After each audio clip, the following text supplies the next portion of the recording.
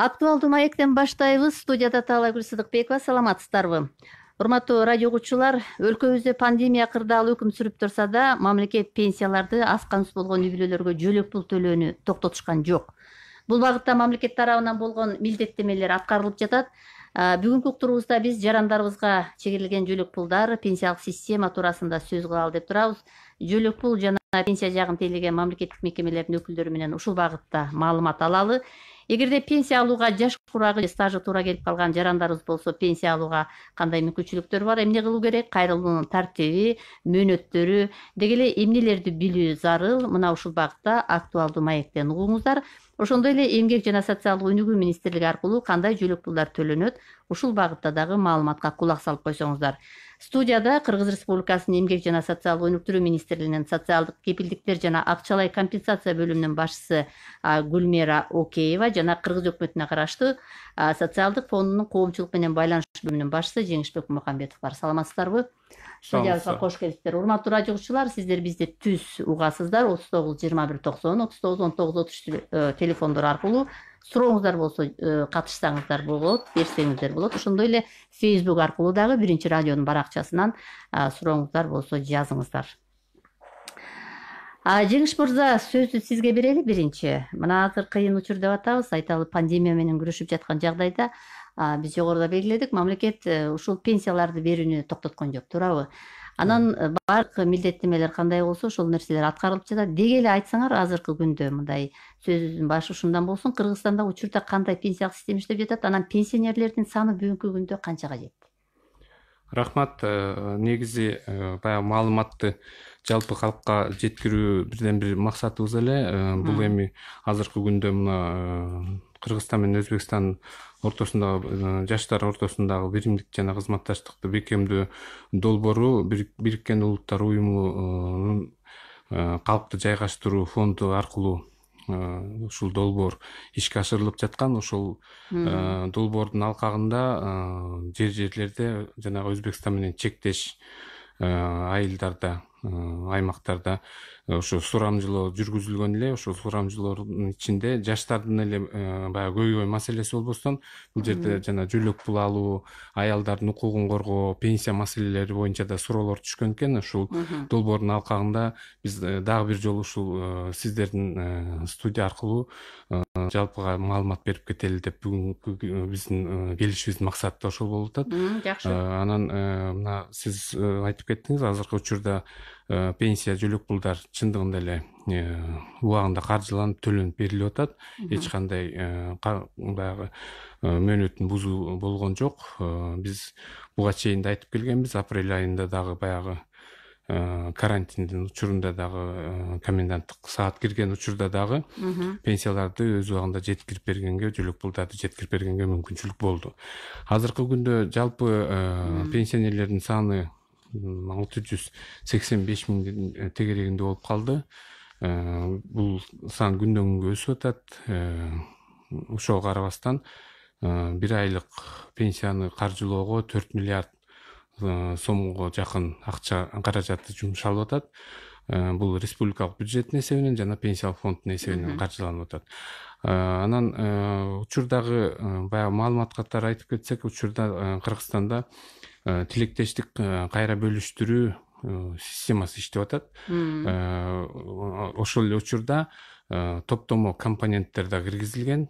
Бул мына 2010-жылы билесиздер, жана ар бирөөбүздүн жеке эсебибизге 2%дан кошумча айлыктан кармалып, ошол төлөмдөр ар бир адамдын жеке нак акчалай түрүндөгү каражаттары топтолуп атат.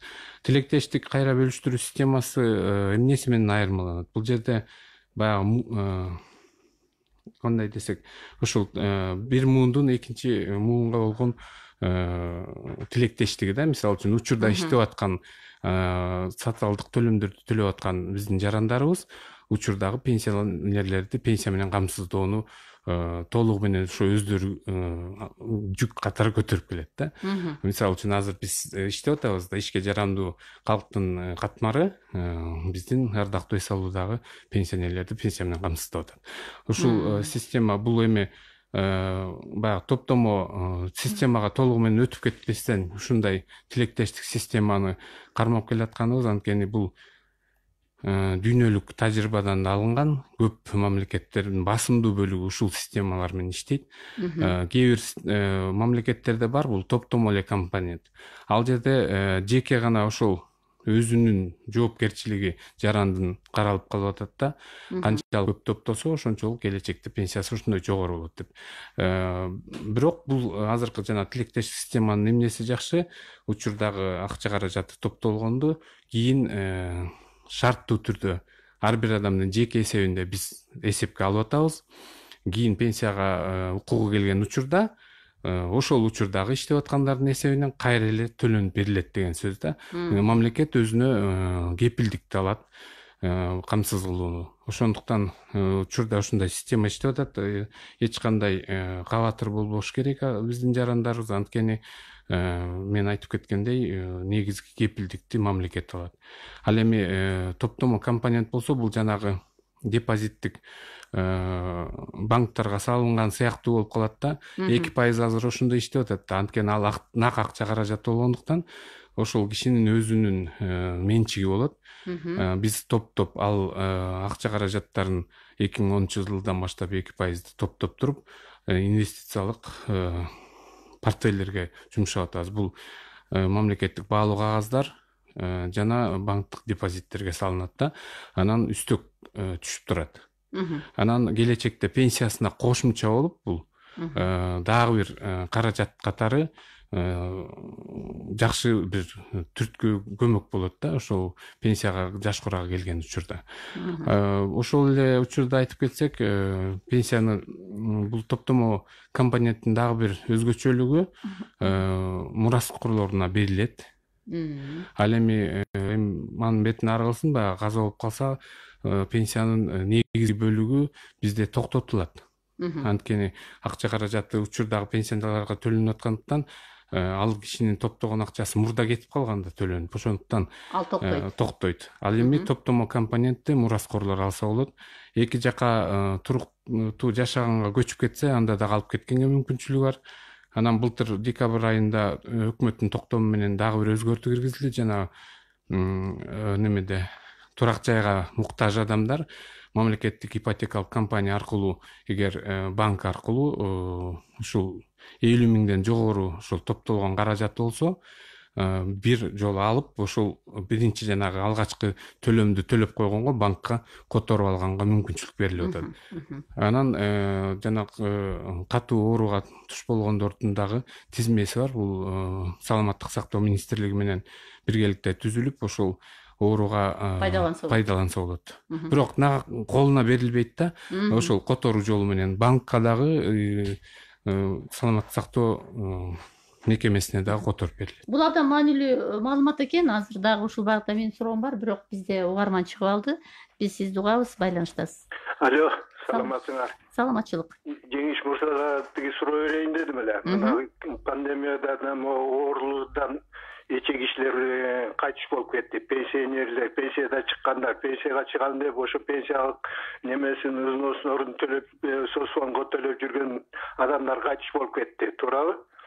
Анан ошол экилердин топтолгон акчасы эч ким учетко албайт да, эч ким жардам бербейт. Азыр 10-кратный неме деп коюп тур, тиги выплаты гробовой деп койсок болот эми, орусча айтканда.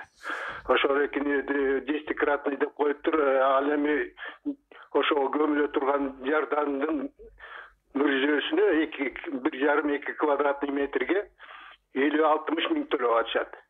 Жер жок. 2-3 күндө тиги калып калышат. Ушулар жөнүндө социальный вопросторду мындай өлгөн кеткендерди төлөп берген акчалар мындай эсепте туруп жардам берсеңер болбойбу? Ушул вопрос боюнча кайрылуу келип атат, жооп берип койсоңуз. Рахмат байланышка чыкканыңызга. Рахмат.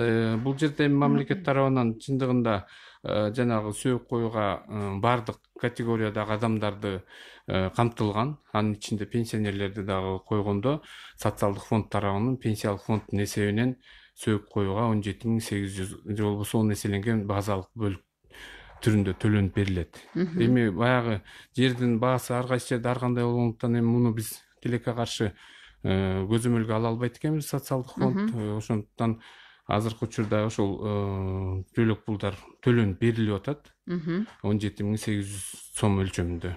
Ал эми пенсиялык фонддун каражаттарын көбүрөөк ал жака жумшап жиберген дагы биздин мыйзам жол бербейт. Анткени учурдагы пенсияны төлөш үчүн мен жана эле айтып кеттим, бир айга 685 миң адамга 4 миллиардка жакын акча каражаты сарп кылынат. Ошондуктан учурдагы абал ушундай.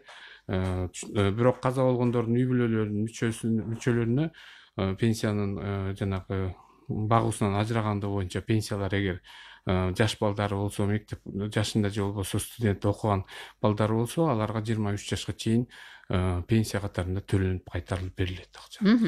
Жеңиш мырза, Гүлмира Качкыновнага суроо берүүдөн мурда дагы бир жагдайда жооп берсеңиз. 2019-жылдын ушул 1-январынан тарта ушу кыргызстандыктар баягы өз алдынча баягы документтердин чогултуу жагдайында бир ошондон баштап токтоп калды да, өзгөргөн да бул нерсе. Анан мына өзгөчө кырдаал мезгил учурунда мына азыркы шарт деп коелу. Эгерде пенсияга ошо документтерин чогултата турган болсо, бул документтер мына режим онлайн форматында ишке ашып атат. Ушул жагында дагы бир маалымат берсек. Рахмат. Чындыгында эле 2019-жылдын 1-январынан баштап мыйзамга өзгөртүүлөр киргизилген. Ал жерде кайрылуунун анан топтогон документтердин тизмеги бир аз жөнөкөйлөтүлгөн.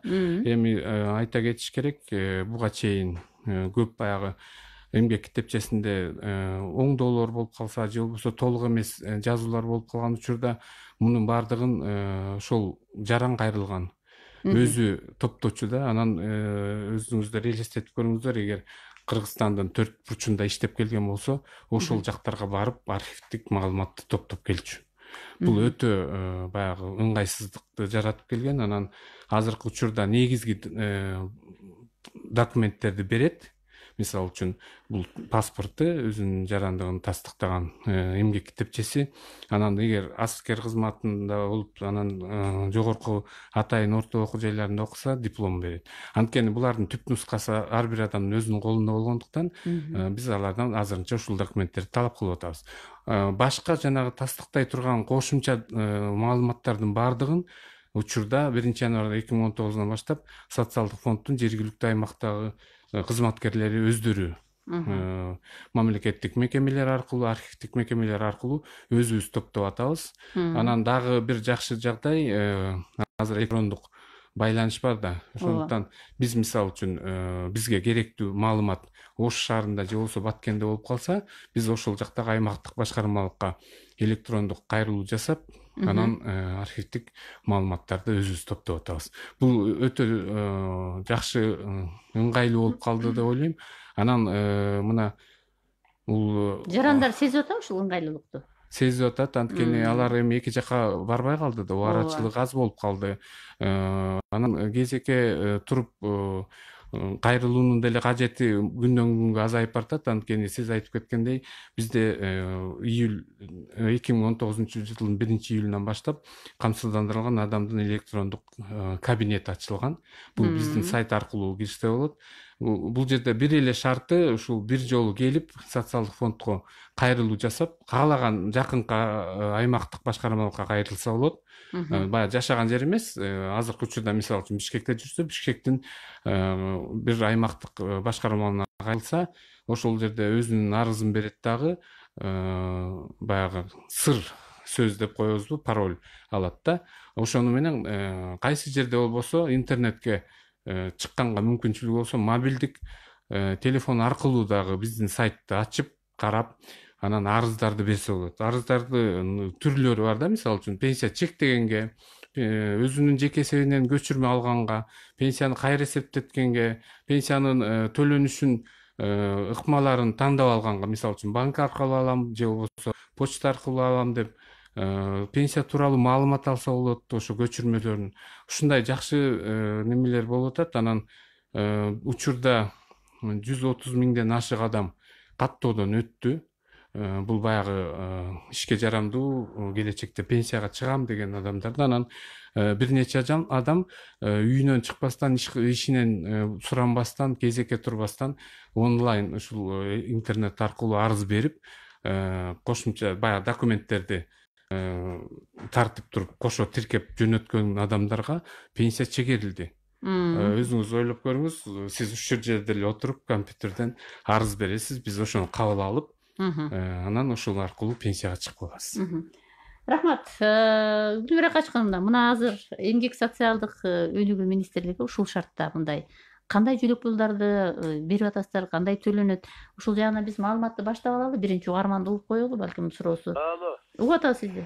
Саламатсызбы? Саламатчылык. Менин суроом мындай, мисалы үчүн аларги пенсия урагындагы адамдар 70ке чыкканда пенсиялык фонду тарабынан эмне алат, 80ден ашканда эмне алат? Кошумчасы кандай болот дейм да.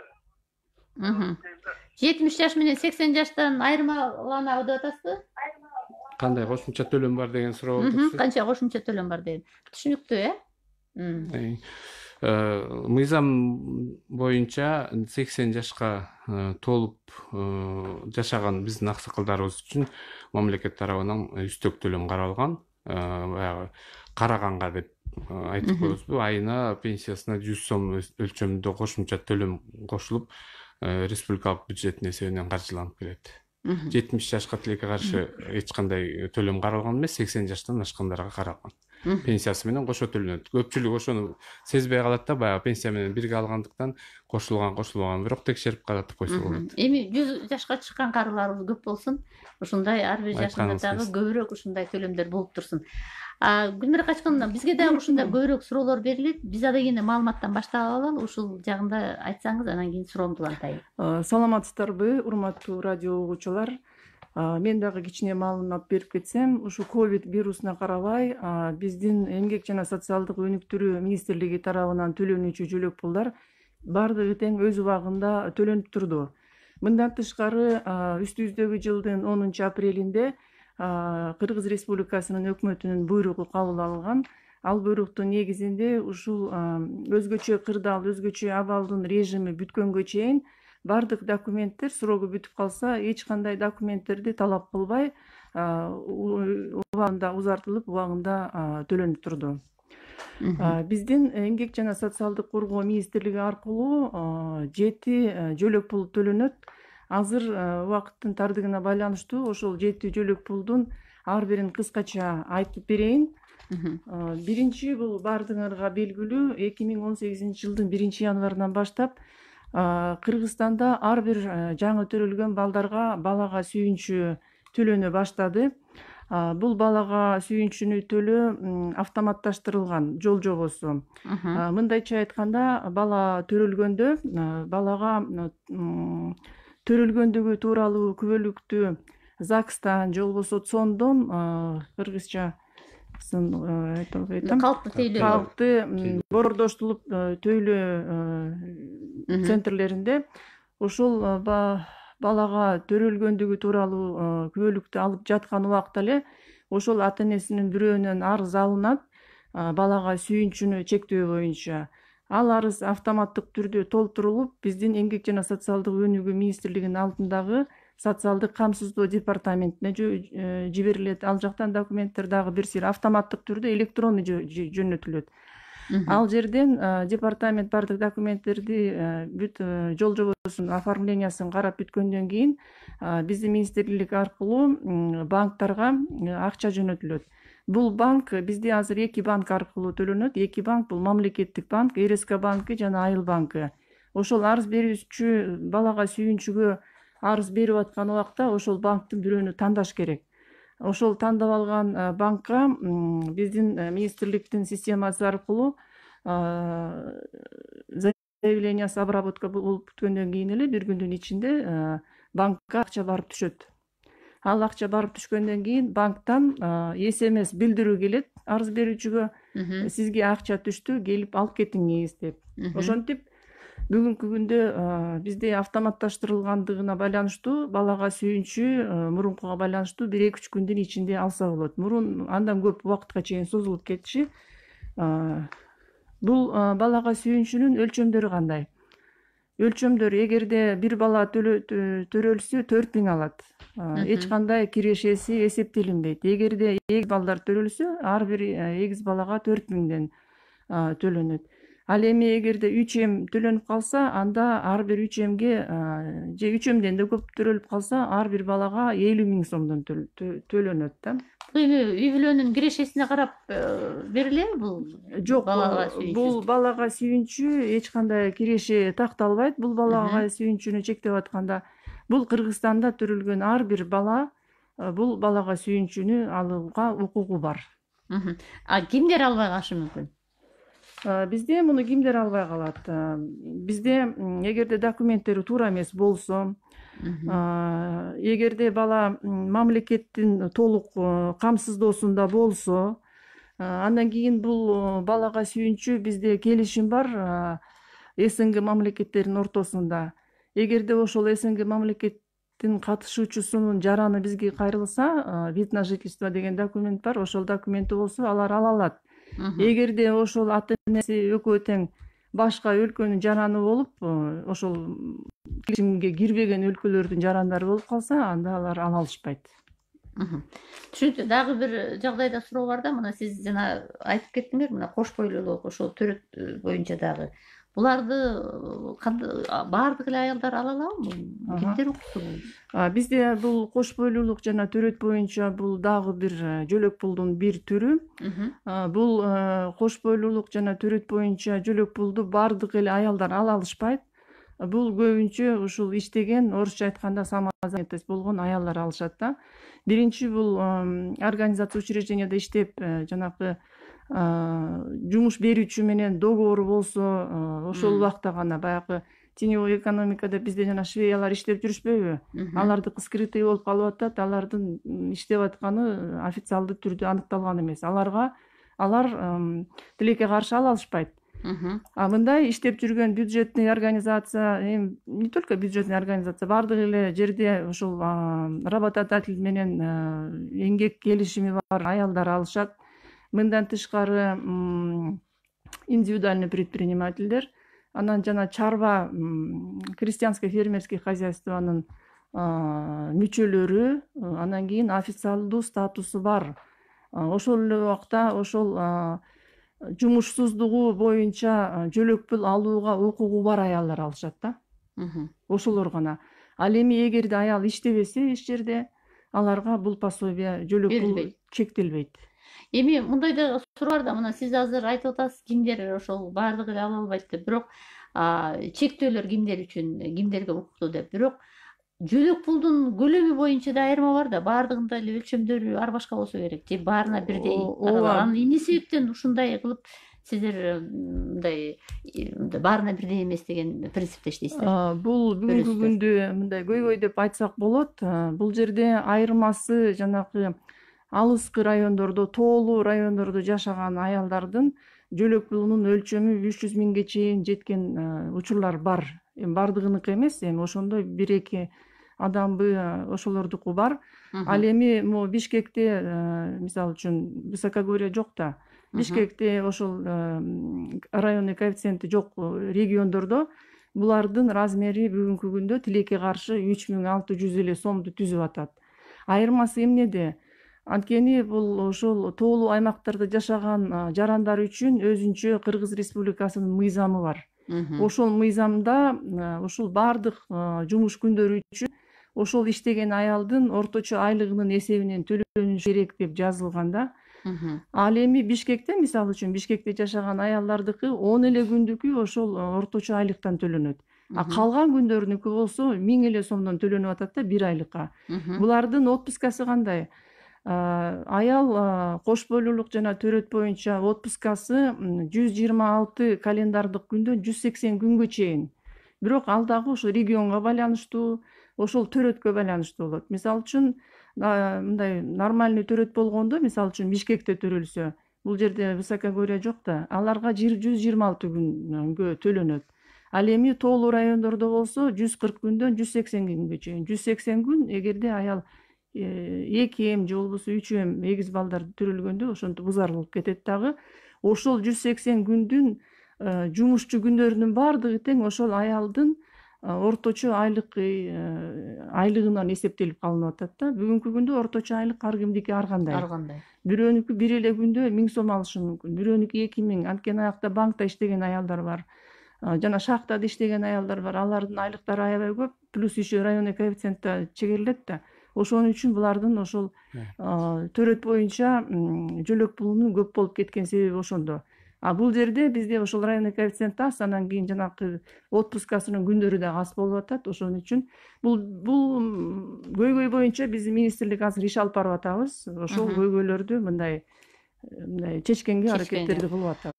Жеңиш мырза, мына башында силер айтып кеттиңер, биздин пенсиялык система азыр кандай иштеп жаткандыгы боюнча. Анан эми замандын талабына кандай бир чектөөлөрдө өзгөрүү болуп калышы мүмкүнбү ушул пенсияны чектөөдө деген суроо бар да. Мисалы, ошол эле учурда жанагы дагы бир суроо бар да. Биздин кошуна өлкөлөр менен кандайдыр бир ушул пенсия маселеси боюнча бир келишимдер түзүлгөнбү сиздердин мекеме аркылуу? Рахмат. Негизи жанагы жөнөкөйлөтүлгөндүгүн айтып кеттик. Анан ошол эле учурда жанагы аралыктан кайрылса болот деп атпайбызбы? Бул ушул ар бир жарандын жаранга ыңгайлуу шарт түзүү болуп атат.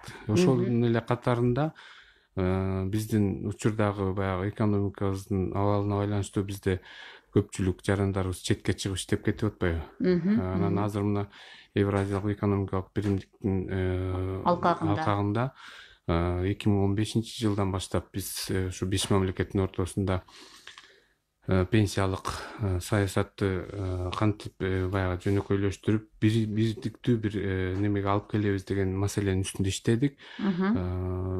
Баарыңыздарга белгилүү болгондой 2019 жылы 20 декабрда Санкт-Петербург шаарында 5 мамлекет башчыларына ушул келишимдин жактыруу боюнча кол коюлган. Анан азыркы күндө ар бир мамлекеттин парламент аркылуу ошо ратификация өтүп атат. Бул келишимдин негизги максаты ушу 5 мамлекетте иштеген жарандардын каякта болбосун кайрылууга укугу бирдей болсун деген, жашаган жерине карабастан. Ошол эле учурда пенсиялык төлөмдөрдүн пенсия түрүндө кайтарылышын камсыз кылуу. Азыркы учурда кайсы мамлекетте иштебесин, ошол жактын пенсиялык фондуна төккөн акчасы ошол жакта калып атат. Келечекте ушул кол коюлган күндөн баштап, күчүнө кирген күндөн баштап топтогон акчасы ошол мамлекеттин мыйзамына ылайык укугу келген учурда пенсия түрүндө камсыздандыруу пенсиянын бөлүгү катары которулуп берилет. Башкача айтканда, биздин жаран 4 мамлекетте иштеп келсе, баягы күчүнө киргенден кийин, бияка келгенден кийин пенсияга чыккан учурда ушу 4 мамлекеттен биз акча каражаттарын суратып, пенсиясына кошумча кылып беребиз. Бул дагы биздин жанагы пенсиялык орточо өлчөмүнүн жогорулашына, баягы жашоо шартын жакшырышына алып келет деп ойлойбуз. Анткени пенсия, Кыргызстандын пенсиясына кошумча дагы 4 пенсиянын бөлүгү келсе, ал кишинин эле каражатынын көбөйүшүнө алып барат. Ошондуктан бул келишим буюрса күчүнө кирип калса, биздин көптөгөн жарандарыбыз мына Россия менен Казакстанда көп экен. Ошол жактагылардын келечектеги пенсиясына жакшы кошумча болот деп атабыз. Анан мындан тышкары Корея Республикасынын топтомо системасы бар. Алар менен дагы меморандум түзүлгөн. Азыркы күндө 30дан ашык киши ошол биздин жарандар иштеп келгендер 5 жыл аралыкта баягы келгенден кийин 5 жылдын аралыгында кайрылса, топтолгон каражаттар жана топтомо компоненти булардыкы 9% кармалат экен. 4,5 иш берүүчү, 4,5 ишкердин өзүнүн, иштеп аткан адамдын өзүнөн. Ошону толугу менен инвестициялык кирешеси менен кайтарып берип атат. Орточо $3,600–3,700 алып атышат да. Бул жерде социалдык фонд баягы документтерин топтоп жибергенге көмөк көрсөтүп атабыз. Ал эми акча каражаттары түз эле ошол кишинин банктык эсебине түшүп атат. Бирок биз баягы каттоодон өткөзүп эсепке алып коюп атабыз. Ушундай жарандарыбыз бар экен. көпчүлүгү билбей жүргөн. Анан биз маалымат бердик. Жерлерде баягы келип алып албай кетип калгандар бар экен. Анан аркасынан акчасы келип атат да. Учурда Турция мамлекети менен дагы келишим түзүлгөн. Азыркы күндө ошо Турция Республикасы тарабынан парламентинен ратификациясын күтүп атабыз. Биздин парламент аркылуу ратификациядан өткөн. Бул келишимде пенсиялык эле маселелер эмес, жанагы жөлөк пулдар, андан сырткары мына жаңы эле айтып кеткен жанагы төрөгөндүгү жөлөк пул, ушул анан эмгек миртинүү баягы эмелери, жөлөк пулдар, ушулардын баардыгы бул Турция менен түзүлгөн келишимде кеңирирээк да. Ал эми Евразиялык экономикалык биримдиктики боюнча бул жерде бул пенсия боюнча эле камсыздоо маселеси каралган. Андан сырткары Сауд Арабия мамлекети менен дагы меморандум түзүлдү. Азербайжан менен меморандумубуз бар. Ошол эле учурда Өзбекстан менен дагы 2019 жылы 18 жылы пенсиялык камсыздоо, социалдык камсыздандыруу боюнча меморандум түзүлгөн. Азыр учурда иш алып барып атабыз. Келечекте ушул Өзбекстан менен дагы келишим түзсөк деген ойдобуз. Анткени биздин көп жарандарыбыз баягы чек аранын жакындыгына байланыштуу барып келишип жашагандар көп да. Анан ошондуктан ушулардын дагы пенсиялык маселелери баягы 92 жылдагы көз карандысыз эмес мамлекеттердин шериктештигинин учурунда түзүлгөн келишим боюнча эле иш алып барылып атат да. Бул баягы аймактык принцип негизинде кайсы мамлекетте жашаса ошол жердин эле мыйзамына ылайык пенсияга чыгып калып атат. Андан кийинкиси 92 жылдан кийинкиси эч жерде эсепке алынбай калып атат. Стажы дагы, төлөмдөрү дагы. Ошондуктан келечекте ушу мына жакында эле февраль айында Өзбекстандын делегациясы келип кетти бизге. Баягы тажрыйба алмашуу боюнча. Биз дагы буюрса барып ошолордун дагы кандай маселелери бар экен, кантип жакшыртып бирдиктүү бир эмеге алып келсек деген жеринен таанышып ошондой иштер жүргүзүлүп атат азыр. Абдан жакшы. Бизде угармандар бар, анда четинен кабыл алалы, угуп атабыз силерди. Саламатсыңар балдар? Саламатсызбы? Жакшысыңар. Кимдер келген, бул Соцфондудан дабы? Соцфонд, ооба. Начальнигиби? Жеңишбек Мукамбетов, коомчулук менен байланыш бөлүмүнүн башчысы, ошондой эле социалдык өнүктүрүү министрлигинен. Рахмат айткым келет. Мен да бир барып жардам сурап, жардам алгам Соцфондудан. Эми мен жана суроом болуп атат тиги кызга, жанагы төрөгөндөргө. 50 миң деп айтып атат, тигини айтып атат, муну айтып атат. Анан биз азыр ойлоп атпайбызбы бул жерде? Күйөөлөр иштебей эле силер пенсия төлөп берип эле отуруп калыптыр кээ бирөөлөр. Ошону алып эле. Анан ызылдап эле квартиранттар толтура 2ден 3ден балдар. Анан мен айттым да, ай силер бул эмне жылда төрөй бересиңер деп дагы эме болсо күлдүк да. Пенсия берип атат, биз төрөй беребиз дейт. А күйөөлөрүңөр иштебейби десем, иштебейт, иштегиси келбесе эмне кылабыз дейт. Мына ушундайларды дагы байкап көрүшүңөр керек силер. Тиги биз совет убагында кендей эле алып эле балдар чоңойтконбуз. Мен болушкум келет өкмөткө дагы. Аны экинчи суроом эмеде балам, бизге мен 7 миң алам, быйыл эми момундай болуп атканда пенсия кошулбайт го дейм. Ошого суроого жооп бересиң балам. Актуалдуу суроону берип атасыз. Дагы бир угарманды кабыл алып коелу. Сиздер эстеп турсаңыздар, эжекенин суроосун. Сиз байланыштасыз, бериңиз. Саламатсыздар. Саламатсызбы? Бишкектен эсен. Кош келипсиз. Пенсионерлерге убагында пенсия төлөп атабыз деп кечке айта бериштин кереги жок. Себеп дегенде мамлекет, өкмөт пенсионерлерге пенсия төлөгөнгө бул милдеттүү да. Себеп алар карызын берип атат. А карызын ар бир адам төлөгөнгө милдеттүү мамлекет. Айтпай койсо деле болмок да. Бир ой келгенде айтты, тем более ушундай кыйын мезгилде. Мен айтайын дегеним, бизде аярылуу катмар деген бар да. Эми аларды майып деген деп атаганда туура эмес. Себеп дегенде майып десе алар мындай бир жооруна тийген сыяктуу болуп калат да. Аярылуу катмар. Ушуларга мындан канча жыл экени эсимде жок. Мына эмне болсоң ошо болот, мен сага 1000 сом берем, билген оокатыңды жаса деп мындай айтканда өкмөт колдун шилтеп койгон да. Анан бүгүнкү күндө ойлоп көрүлөчү. Пандемия деп атабыз, тиги деп атабыз, бу деп атабыз, көп жомокторду айтып атабыз. Ошол байкуштардын абалы эмне болуп атат? Же иштейин десе акыбалы жок, иштебейин десе же буягы тиягына жетпейт, же буягын таршат тиягына жетпейт. Алар тууралуу дегенде акыркы убактарда биз сөз кылганды унутуп калдык. Эми алардын проблемасы даже мындай шаштырбай, оозун жаппай уккан даже киши жок да.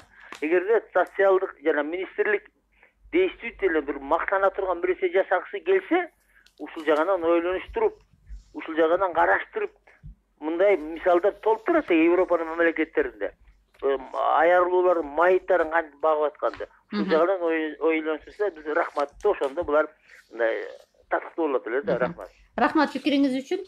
Биринчи жанакы суроого жооп берели. Кош бойлуу болуп алып эле иштегиси келбей калды. Бул дагы жакшы көрүнүш эмес деген өзүнүн пикирин айтты. Бул эже кайсы райондон жазылбай калды? Бул ошол үй бүлөгө жөлөк пулду айтып атат окшойт. Анткени бул үй бүлөгө жөлөк ай сайын ар бир балага 810 сомдон төлөнөт.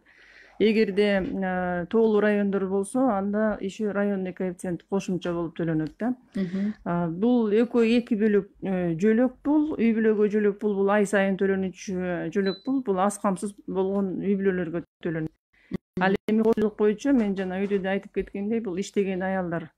Эгерде аялдар иштебесе, булар ошол жөлөк пулду эле алып аткан окшойт, плюс еще балдар төрөлгөндө жана 4000 сомду алышат. Үй бүлөгө жөлөк пулду аз камсыз болгон үй бүлөлөр гана алышат. Муну бардык үй бүлөлөр ала алышпайт.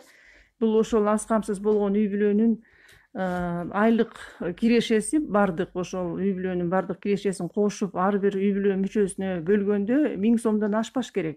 Мындан тышкары айыл жеринде бардык мал жандары бар, жерлери бар, кээ бирөөлөрүнүн машиналары бар. Эгерде машиналар болсо, 20 жылдан ашпаган жеңил машина болсо, кыймылдаткычынын көлөмү 2000 кубический метрден ашпаса, же болбосо жана трактор, комбайн, микроавтобус, башка машиналар болсо, буларга дагы пособие чектелбейт. Ошолор жокторго чектелет да. Ошол анан кийин бул экинчи апанын сөзүн сиз, наверное, жанакы орустар айткандай планировать семью дегенди айткыңыз келип атат окшойт. Бул эми ар бир адамдын өзүнүн укугу да. Аны биз кантип деген төрөбү деп айта албайбыз. Эми ошол эле учурда Жеңиш мырза жооп берерден мурда экинчи угарманыбыз ушу айырылуу катмарлар үчүн кандай эмнелерди жасап атасыздар деген бир суроону койду, чоң маселе. Айырылуу катмардагы адамдар үчүн биз жанакы пенсияга эгерде булардын укугу жок болсо, анда мамлекет тарабынан ушул ай сайын төлөнүүчү социалдык пособиялар чектелет. Сиз айтып аткан киши ошол 1000 сом алат окшойт. Бул 3-чү топтогу ден соолугу мүмкүнчүлүгү чектелген адамдар. Эми мамлекеттин баягы бюджетке карап, бул деген мамлекеттин жардамы да. Ошон үчүн баягы мамлекеттин экономикасына карата болгон колдон келген нерселерди биздин министрлик жасап атат. Булардын да өздөрүнүн мындай льготалары бар. Булар жана деги ортопедический изделия деген бар. Бизде ошол завод бар. Ошону бекер алышат. Путевканы алышат биздин инвалиддер. Андан тышкары ушул жана социалдык пособияларды алышат, кресло, коляскаларды алышат. Анан кийин жерлерде дагы булар учетто туруп, ошол жергиликтүү органдар дагы өздөрүнүн келген колунан келген жардамдарды булар да бериш керек. Бүгүнкү күндө мамлекеттин мүмкүнчүлүгү ушундай. Атак биз аракеттерди биздин министрлик көрүп атат колунан келген. Суроону кабыл алып коюп, андан кийин жооп берели, Жеңиш мырза. Угуп атабыз сизди. Алло, саламатсыңар. Саламатсызбы? Биз Баткановбуз, Кадам Зайрайынан чалып аттык эле. Угуп атабыз сизди. Мен өзүм биринчи топтогумду айттым да, көз боюнчачы. Анан балдарга жөлөк пул алат элек, ошону машинаңар бар экен деп бербей койдум. Машина өзү 99-жылдан бери жагы ошондой деп чечилген эле. Бизги 95-жылга ошо бербей койду. Ошо кандай кылса болот? Бул машинанын объему канча? Жок, кичинекей эле простой машина. Жок, ошол биздин закондордо жазылганда ошол объемуна карата берилет. Эгерде жана жеңил машина болсо, объему 2ден кем болсо, анда берилет. Эгерде 2ден жогору болуп калса, анда уже берилбейт. Объем 08. 08 дейт. 08. Сиз кайрылдыңызбы ошол райондук соцзащитага жашаган жериңиз боюнча? Эмне кайсы район дедиңиз? Кадамжайбы? Фамилияңызды айтып коюңузчу, биз териштирип көрөлү. Фамилияңызды айтып койсоңуз. Абдыкаримовдордон болобуз. Абдикаримов? Ооба. Атыңыз ким? Атым Асадилла. Асадилла? Ооба. Адресиңизди айтып коюңуз. Телефонуңузду берсең. Телефон, адресиңизди айтып коюңуз. Telefon 0777 49 97 50. 49 97 50. Хорошо, биз байланышып, биз муну тактап, анан сизге байланышып айтып жообун айтат. Жообун. 08 дедиңиз куб метр. Майыптар жагынан дагы бир караштырып, ошо майыптардын берилүүчү жай сайын Сиз менен анда сүйлөшөт экен, жана эжекенин суроо. Сиз качан кайрылдыңыз ушул акыркы жолу ушул үй бүлөгө жөлөк пулду чектөө боюнча кайсы айда кайрылдыңыз? Качан? Балдарга Ооба. Биздики мына январда да бериш керек болчу, ошо январда бербей койгон, ошо ойдон тотоп койгон. Январда кайрылгансыз, ошо машина үчүн сизге отказ берилген да? Ооба. Быйыл. Хорошо. Эжекенин суроосуна жооп берели. Жооп берип коеюн. Эми бул жалпы эле суроо болуш керек. Анткени азыркы кыйын учурда кошулабы, пенсияга кошулабы, кошулбайбы деген. Жыл сайын бизде мыйзам чегинде көбөйтүү каралган, күзгү айларда. Быйылкы жылдагы көбөйтүү болот буюрса, анткени биздин бюджетте ошол акча каражаттары каралган. Көбөйтүүнү жакынкы араларда канчага көбөйтө турганын айтып беребиз. Ал эми аксакал дагы айтып кетти, эми убагында төлөп атабыз, тиги бу деп кайра айта бересиңер деп. Бул ушул сиздерди баягы кабатырланбасын деген эле биздин максат. Же болбосо биз аны мактаналы деп айткан жокпуз. Ушул абалга байланыштуу эч кандай үзгүлтүккө учурабастан төлөнүп берилет. Кичине болсо дагы баягы мамлекет тарабынан берилип аткан төлөмдөр убагында төлөнүп берилет деген эле биздин мындай маалыматыбызда. Анан ар бир адамдын эми пенсиясы жөлөк пулу ар бир жанагындай категорияга жараша болуп атпайбы? Ошондуктан эми бул берилип аткан нерсенин баардыгы ушул учурда иштеп аткан мыйзамдын талаптарына ылайык гана жасалып келет. Анан ошондуктан баягы мамлекеттик органдарда да мындай күнөөлөгөн да туура эмес го деп ойлойм. Анткени мыйзам парламент тарабынан кабыл алынган, ишке кирип иштеп атат. Эми биздин эфирибиз аягына чыгып баратат да, Жеңиш мырза. Негизи биздин жарандарыбыз ушул пенсияларды алууда эмнелерди эске алышы керек жана булар тараптан кандай дагы бир нерселер бар. Мисалы үчүн, албетте биз баардыгын эле айтканга азыр жетиштүү окшойт. Негизи документтердин баары жөнөкөйлөштүрүлүп калды. Анан эми булардын категориясы да бар да. Мисалы үчүн жанагы категорияларына жараша дагы жеңилдиктер каралса керек эле. Ооба, бул жерде жана айтып кетишибиз керек, бийик тоо шартта барууга кыйын зоналарда жашагандарга бир аз эрте чыкканга жаш курагы эртелетип каралган. Андан сырткары оор шарттарда иштегендер бар, жана шахтада. Мунун баарын эми жер-жердеги биздин аймактык башкармалыктарга кайрылып толук маалымат алса болот. Кызматкерлер дайыма даяр көмөк көрсөткөнгө. Андан сырткары түз байланыш телефонубуз бар, 1202 деген. Бул кол борбор. Ошол жакка кайрылсаңыздар, эртең мененки саат 7ден кечки саат 10го чейин жазуу жүзүндө дагы биздин сайт аркылуу кайрылсаңыздар болот. Ишеним телефондорубуз бар, 54 33 16 жана 57 66 61 деген. Ушул аркылуу кайрылсаңыздар болот. Сиздерде мына ушул эпидемиялык ситуацияда, кырдаалда кайрыла алып, бирок кайрылганды билбей аткандар да болуш керек да. Ушул жагдайда кандайдыр жөлөк пулдар боюнча суроолор пайда болуп, маселе жаралып калса, каяка кайрылат? Ушул боюнча айтып койсоңуз маалыматыңыз. Жашаган жери боюнча бизде 54 райондо, Бишкекти кошкондо 54 бизде территориалдык ушул социалдык коргоо башкармалыктары бар. Ошол жака кайрылса болот. Рахмат. Анда сиздердин ишиңиздерге ийгилик каалайлы. Урматтуу радио угуучулар, биз бүгүн актуалдуу маекте мына ушул жөлөк пулдар жана пенсиялар туурасында маалыматтар менен бөлүштүк.